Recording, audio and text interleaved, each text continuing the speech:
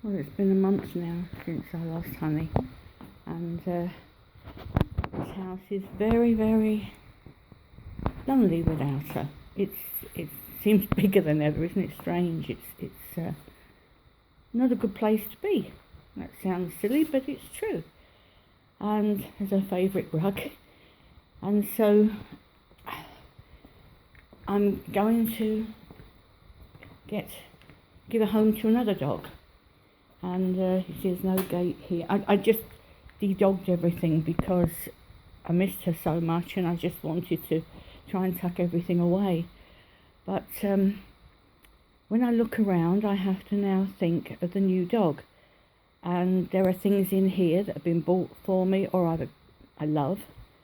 And I don't know how this new dog, being a former street dog, is going to react to it all. The first thing I have to take into account is, of course, that she has never lived in a house before, so might not be clean straight away. You know, there's a lot to take into consideration. It's not something I've jumped into all gung-ho. So I'm looking round, and what I'll do is I'll show you the house and garden once I've reinstated it. What I did with Honey, because she had a troubled background, I made this her first sanctuary, if you like. She had, well, the bed's still there. I just kind of knew that I'd have to get another one. I'm probably going to get 2 dogs, but I want to settle one first. This will be her initial area, you see, and there's things that if she chewed, that'd be my fault. The aloe vera could get beaten up, you know. So I've really got to look around to see what she could destroy that I don't want her to, what she could do I don't want her to, and also anything that could hurt her. So that's my first step. Equally outside, the garden, doesn't it look sad at this time of year? Birds are feeding, which is lovely.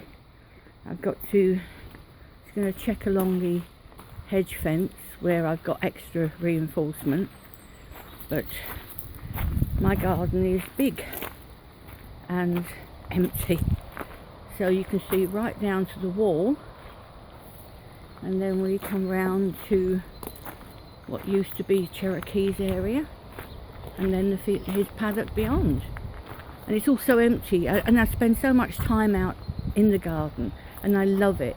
And Honey used to love to play out here and just sometimes just lay in the sun or in the shade as she chose.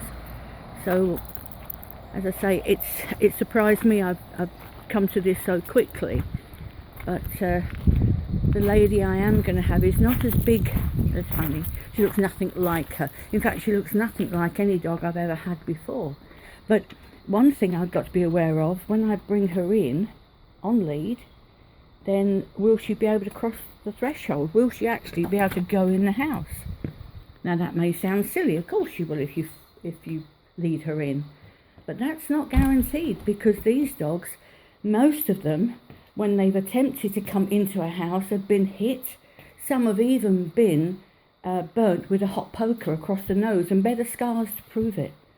It sounds incredible, but that's the life they've had. And of course, the other thing, being a street dog, they've been able to escape whenever they feel the need. You know, it's get out of there. That's the first means of defence for you, me, horse, dog, cat, but it makes no difference, is to get the heck out. And so I may have to allow quite a lot of time to get her to cross this threshold and actually step inside. She will feel trapped.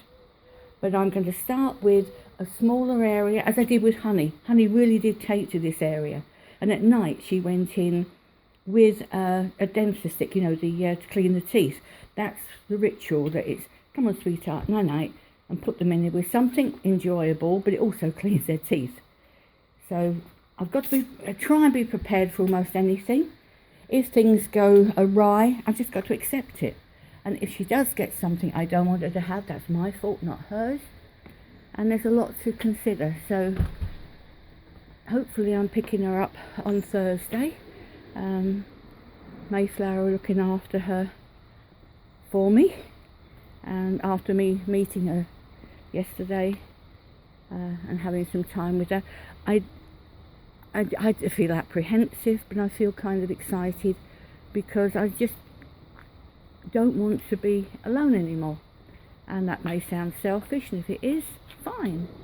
But I do know what I can possibly bring to this dog, and let her find the peace and security that dogs deserve. But of course the other thing is nobody will be invited round. Fortunately, nobody can come round to meet her. She doesn't need that. What she needs when she gets here is time.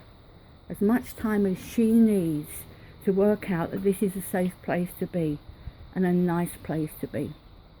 She's got a very thick, longish coat, so again that's got to be carefully thinned out at some stage. So grooming, building her into grooming, all of that will come along. So I'll happily show you the changes, especially inside, when I'm ready to bring her home, and then you can follow the story if you choose to, of a dog that, quite opposite to Honey, who had been trapped in a cruel place for so long, who's had the freedom and now has got to learn to live in the constraints of a home. So I've got to set her up to succeed and not fail. So fingers crossed, and I'll go to it.